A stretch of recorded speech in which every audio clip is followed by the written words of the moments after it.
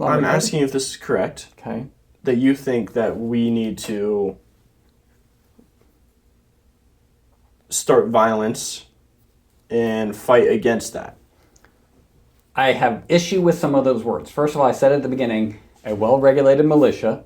The Second Amendment exists for the explicit purpose, according to our founders, to protect ourselves against a tyrannical government.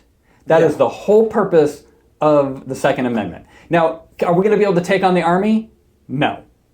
That's one of the reasons the army is so well funded, is because they know that as long as the commander-in-chief controls the army, they've got more firepower. So point two on that is what we have to do is convince those that are in the military of what the difference between right and wrong. They do not have to follow an unlawful order. Do you want to go towards what we talked about in the car of the... I'll get there. I'm heading there. Okay. I'm heading there. He gave me a subtle hand gesture. Anyways, so members of the military do not have to follow an unlawful order. This is why the conversation before, and we won't jump back into it, but fact versus belief is really important.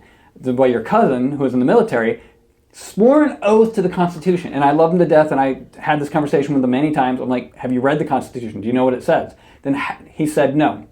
Do they train you on it? No. Then how do they know what's lawful and not? If they don't know the facts, they can't make an order. That's why they want them dumb.